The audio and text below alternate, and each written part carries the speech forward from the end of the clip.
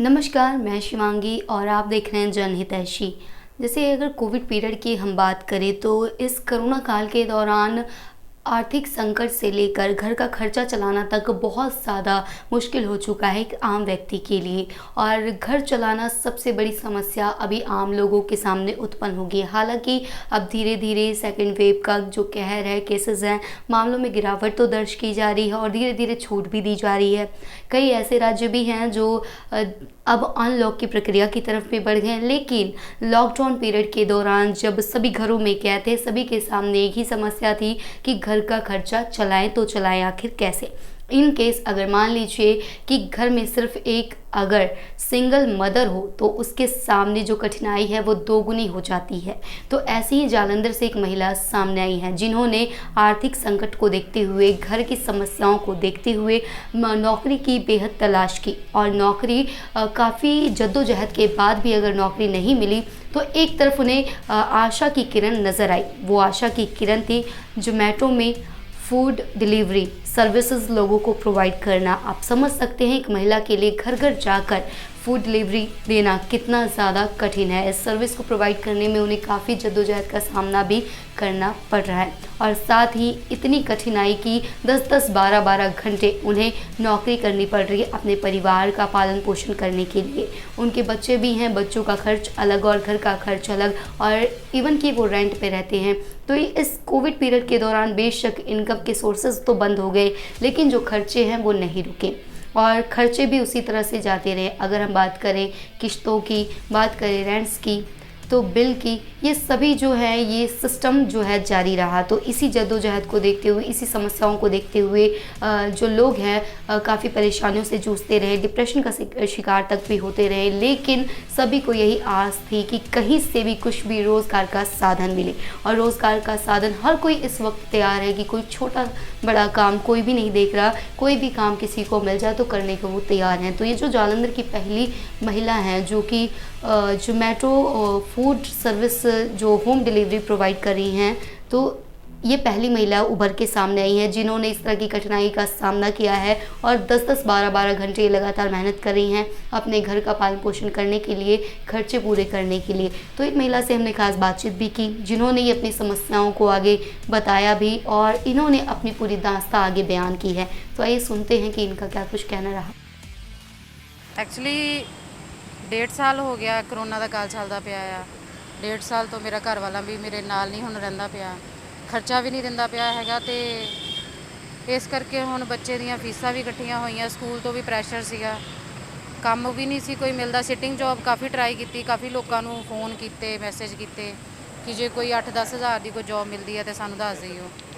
ਇਸ ਕਰਕੇ ਵੀ ਜਦੋਂ ਨਹੀਂ ਕਿਤੇ ਮਿਲੀ ਤੇ ਕਿਸੇ ਸੱਜਣ ਮਿੱਤਰ ਨੇ ਦੱਸਿਆ ਕਿ ਜ਼ੋਮੈਟੋ ਦਾ ਕੰਮ ਵੀ ਹੈਗਾ, ਤੁਸੀਂ ਕਰ ਸਕਦੇ ਹੋ, ਨਾਲੇ ਕੁੜੀ ਕੋਈ ਨਹੀਂ ਹੈਗੀ ਹਾਲੇ ਤੱਕ ਜ਼ੋਮੈਟੋ 'ਚ। ਤੇ ਮੈਂ ਕਿਹਾ ਚਲੋ ਠੀਕ ਆ ਵੀ ਤੁਸੀਂ ਮੇਰਾ ਆਨਲਾਈਨ ਜੋ ਵੀ ਹੈਗਾ ਪ੍ਰੋਸੀਜਰ ਉਹ ਕਰ ਦਿਓ। ਤੇ ਉਹਨਾਂ ਨੇ ਮੇਰੇ ਘਰ ਬੈਠ ਕੇ ਸਾਰਾ ਆਨਲਾਈਨ ਕੀਤਾ ਤੇ ਮੇਰੀ ਜੁਆਇਨਿੰਗ ਕਰਵਾਤੀ। ਉਹ ਥੋੜੇ ਫੈਮਿਲੀ ਇਸ਼ੂ ਚੱਲਦੇ ਪਏ ਸੀਗੇ ਕਿ ਸਾਨੂੰ ਲੱਗਾ ਕਿ ਚਲੋ ਥੋੜਾ ਜਿਹਾ ਅਲੱਗ ਰਵਾਂਗੇ ਤੇ ਥੋੜਾ ਜਿਹਾ ਬੈਟਰ ਹੋ ਜਾਊਗਾ, ਬਟ ਹਾਲੇ ਤੱਕ ਕੁਝ ਹੋਇਆ ਨਹੀਂ ਆ। ਤੇ ਫਿਰ ਇਸ ਕਰਕੇ ਹੁਣ ਕੰਮ ਤਾਂ ਕਰਨਾ ਹੀ ਪੈਣਾ ਸੀ। ਹੁਣ ਫੀਸ ਵੀ ਦੇਣੀ ਆ, ਰਹਿੰਦੀ ਵੀ ਮੈਂ ਰੈਂਟ ਤੇ ਆ, ਬੇਟੇ ਨੂੰ ਵੀ ਪਾਲਣਾ ਆ, ਰੈਂਟ ਵੀ ਦੇਣਾ ਹਰ ਮਹੀਨੇ, ਖਰਚਾ, ਬਿਜਲੀ ਦਾ ਬਿੱਲ। ਬੇਟਾ ਕਿਹੜੀ ਕਲਾਸ 'ਚ ਪੜ੍ਹਦਾ ਤੇ ਬੇਟਾ ਮੇਰਾ 4th ਸਟੈਂਡਰਡ 'ਚ ਪੜ੍ਹਦਾ, ਇਨੋਸੈਂਟ ਹਾਰਟ ਸਕੂਲ 'ਚ ਪੜ੍ਹਦਾ। ਉਹਨਾਂ ਮੋਸਟਲੀ ਸਕੂਲ ਕਿਉਂ ਚੁਣਿਆ, ਕੀ ਕਾਰਨ ਹੈ?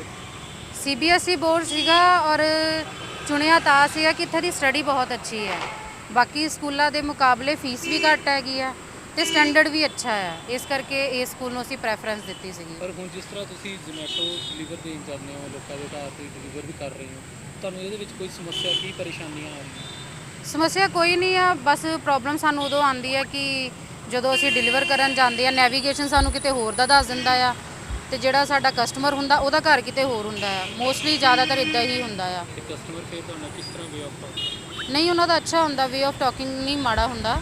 ਅਸੀਂ ਉਹਨਾਂ ਨੂੰ ਫਿਰ ਸਪੈਸ਼ਲ ਮੈਸੇਜ ਭੇਜੀਦਾ ਆ, ਜੋ ਫਿਰ ਵੀ ਉਹ ਘਰ ਦੇ ਬਾਹਰ ਨਹੀਂ ਆਉਂਦੇ ਫਿਰ ਅਸੀਂ ਉਹਨਾਂ ਨੂੰ ਕਾਲ ਕਰੀਦੀ ਆ। ਅਸੀਂ ਕਾਲ ਕਰਕੇ ਕਹੀਦਾ ਕਿ ਸਰ ਤੁਹਾਡੀ ਨੈਵੀਗੇਸ਼ਨ ਜਿੱਥੇ ਸਮਾਪਤ ਹੋਈ ਹੈ ਅਸੀਂ ਉੱਥੇ ਖੜ੍ਹੇ ਹਾਂ ਤੇ ਤੁਸੀਂ ਕਈ ਵਾਰੀ ਹੁੰਦਾ ਕਿ ਮਿਸਿੰਗ ਹੁੰਦੇ ਆ, ਹਾਊਸ ਨੰਬਰ ਨਹੀਂ ਸਾਨੂੰ ਪਤਾ ਲੱਗਦਾ ਕਿਉਂਕਿ ਹਰੇਕ ਏਰੀਆ ਦਾ ਆਪਣੇ ਆਪਣੇ ਹਿਸਾਬ ਹੁੰਦਾ। ਫਿਰ ਅਸੀਂ ਉਹਨਾਂ ਨੂੰ ਕਾਲ ਕਰਕੇ ਦੱਸੀਦਾ ਕਿ ਅਸੀਂ ਆਹ ਵਾਲੇ ਘਰ ਦੇ ਬਾਹਰ ਖੜ੍ਹੇ ਹਾਂ ਤੇ ਤੁਸੀਂ ਸਾਨੂੰ ਦੱਸੋ ਵੀ ਅਸੀਂ ਕਿੱਥੇ ਆਈਏ। ਹਾਂਜੀ, ਮੈਂ 10-12 ਸਾਲ ਕੰਮ ਕੀਤਾ ਪਹਿਲਾਂ ਵੈਬ ਡਿਜ਼ਾਈਨਿੰਗ ਦਾ ਕੰਮ ਕੀਤਾ। ਮੈਂ ਵੈਬ ਡਿਜ਼ਾਈਨਰ ਸੀਗੀ ਪਹਿਲਾਂ, ਤੇ ਹੁਣ ਕੰਮ ਮਿਲਦਾ ਹੀ ਨਹੀਂ ਪਿਆ ਹੈਗਾ ਕਿਤੇ। ਕਾਫੀ ਜਗ੍ਹਾ ਟਰਾਈ ਕੀਤਾ, ਪੁੱਛਿਆ ਕਿਸ ਵੀ। ਤਰ੍ਹਾਂ ਪਹਿਲਾਂ ਤੁਸੀਂ ਵੈਬ ਡਿਜ਼ਾਈਨ ਜਦੋਂ ਬੰਦੇ ਤੇ ਜਨੂਨ ਸਵਾਰ ਹੋਇਆ ਹੋਵੇ ਨਾ ਕਿ ਫੈਮਿਲੀ ਪਾਲਣੀ ਆ, ਬੱਚੇ ਦੀ ਫੀਸ ਦੇਣੀ ਆ, ਫਿਰ ਧੁੱਪ ਤਾਂ ਲੱਗਦੀ ਨਹੀਂ ਹੁੰਦੀ। ਕਵਰ ਕਰਕੇ ਰੱਖੀਦਾ ਬਾਡੀ ਨੂੰ ਚੰਗੀ ਤਰ੍ਹਾਂ ਕਿ ਤੁਹਾਨੂੰ ਧੁੱਪ ਨਾ ਜ਼ਿਆਦਾ ਹੋਵੇ, ਗਰਮੀ ਨਾ ਪੈ ਜਾਵੇ ਅੰਦਰ, ਕਿਉਂਕਿ ਸਾਰਾ ਦਿਨ 10-12 ਘੰਟੇ ਕੰਮ ਕਰਨਾ ਨਾ। ਤੇ ਧਿਆਨ ਰੱਖੀਦਾ ਆਪਣਾ ਵੀ, ਟਾਈਮ ਤੇ ਪਾਣੀ ਪੀਦਾ। ਜਿਹਦੇ ਵੀ ਕਸਟਮਰ ਕੋ ਡਿਲੀਵਰ ਦੇਣ ਚਾਹੀਦਾ ਉਹਨੂੰ ਸਪੈਸ਼ਲ ਕਹੀਦਾ ਕਿ 1 ਗਲਾਸ ਪਾਣੀ ਪਿਲਾ ਦਿਓ। ਕੋਲ ਵੀ ਬੋਟਲ ਰੱਖੀ ਦੀ ਆ, ਜਦੋਂ ਖਤਮ ਹੋ ਜਾਏਦਾ ਵੀ ਭਰਾ ਲਈ। ਨਹੀਂ, ਉਹਨਾਂ ਦੇ ਨਾਲ ਮੇਰਾ ਕਿਹੜਾ ਕਦੀ ਕੋਈ ਟੱਕਰਾ ਹੋਇਆ ਜਾਂ ਕੋਈ ਗੱਲ ਹੋਈ ਇਹਨਾਂ ਦੇ। ਮੈਂ ਤਾਂ ਬਸ ਜੁਆਇਨਿੰਗ ਕਰਾਈ ਆ ਤੇ ਆਪਣਾ ਕੰਮ ਸ਼ੁਰੂ ਕਰ ਦਿੱਤਾ ਬਸ। ਹਾਂਜੀ, ਕਸਟਮਰ ਬੜੇ ਹੈਰਾਨ ਹੁੰਦੇ ਆ ਜਦੋਂ ਮੈਂ ਜਾਂਦੀ ਹਾਂ। ਜਿੱਦਾਂ ਛਾਬੜਾ ਸਵੀਟ ਆ, ਉਹ ਅੰਕਲ ਕਹਿੰਦੇ ਬੇਟਾ ਤੁਸੀਂ ਜ਼ੋਮੈਟੋ ਤੋਂ ਆਏ ਹੋ? ਮੈਂ ਕਿਹਾ ਹਾਂਜੀ। ਤੇ ਮੋਲਟੋਨ ਹੈਗਾ ਆ, ਪੀਜ਼ਾ ਹਟ ਹੈ, ਮੈਕਡੋਨਲ ਹੈਗਾ ਆ, ਤੇ 버ਗਰ ਬॉयਜ਼ ਆ। ਉਹ ਸਾਰਿਆਂ ਦੇ ਕੋਲ ਮੈਂ ਗਈ, ਬੜੇ ਖੁਸ਼ ਹੁੰਦੇ ਆ, ਮੈਡਮ ਪਾਣੀ ਪੀਓਗੇ? ਤੇ ਐਪਰੀਸ਼ੀਏਟ ਵੀ ਕਰਦੇ ਆ ਕਿ ਮੈਡਮ ਪਹਿਲੀ ਵਾਰੀ ਕੁੜੀ ਦੇਖੀ ਜ਼ੋਮੈਟੋ 'ਚ ਨਾ। ਤੇ ਜਦੋਂ ਉਹ ਖੁਸ਼ ਹੁੰਦੇ ਆ ਤੇ ਆਪਾਂ ਵੀ ਖੁਸ਼ ਹੋ ਜਾਈਦਾ, ਖੁਸ਼ੀ ਤੇ ਹੁੰਦੀ। ਕਿੰਨਾ ਸਮੇਂ ਹੋ ਗਿਆ ਤੁਹਾਨੂੰ ਇੱਥੇ ਜ਼ੋਮੈਟੋ 'ਚ ਕੰਮ ਕਰਦੇ? ਮੈਨੂੰ 2 ਹਫ਼ਤੇ ਹੋ ਗਿਆ, ਤੀਸਰਾ ਹਫ਼ਤਾ ਮੇਰਾ ਅੱਜ ਤੋਂ ਸਟਾਰਟ ਹੈਗਾ, ਤੇ 2 ਹਫ਼ਤੇ ਮੈਨੂੰ ਕੰਮ ਕਰਦੀ ਨੂੰ ਹੋ ਗਏ ਆ। ਕੀ ਲੱਗਦਾ ਹੈ ਕਿ ਇੱਥੇ ਕੰਮ ਕਰਕੇ ਤੁਹਾਡਾ ਜਿਹੜਾ ਗੁਜ਼ਾਰਾ ਅੱਛਾ ਹੋ ਸਕਦਾ ਹੈ? ਹਾਂਜੀ ਬਿਲਕੁਲ, ਦੇਖੋ ਜੇ ਕੋ ਆਪਾਂ ਮਿਹਨਤ ਕਰਦੇ ਆ ਨਾ ਤੇ ਸਾਰਾ ਕੁਝ ਠੀਕ ਹੋ ਜਾਂਦਾ ਆ। ਬਸ ਮਿਹਨਤ ਕਰਨੀ ਪੈਂਦੀ ਆ, ਜੀਨ ਜਾ ਤੋੜਨਾ ਪੈਂਦਾ ਹੈ। ਹਸਬੈਂਡ ਕੀ ਕਰਦੇ ਹੋ? ਮੇਰੇ ਹਸਬੈਂਡ ਗ੍ਰਾਫਿਕ ਡਿਜ਼ਾਈਨਰ ਹੈਗੇ ਆ।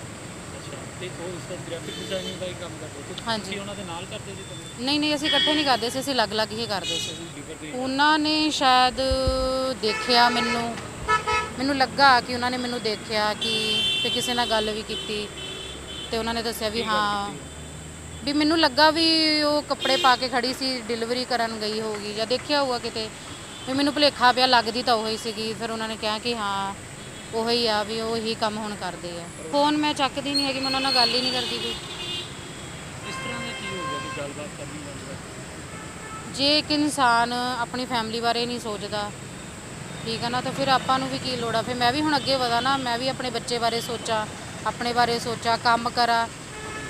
ਉਹਨੇ ਇਹੀ ਕਿਹਾ ਕਿ ਰੱਬ ਨੇ ਹੱਥ ਦਿੱਤੇ ਆ, ਕੰਮ ਕਰੋ, ਆਪਣਾ ਢਿੱਡ ਭਰੋ, ਫੈਮਿਲੀ ਚਲਾਓ। ਤੇ ਬਸ ਫਿਰ ਹੁਣ ਹੱਥ ਪੈਰ ਕੰਮ ਕਰਨੇ ਸ਼ੁਰੂ ਕਰ ਹੋ ਗਏ।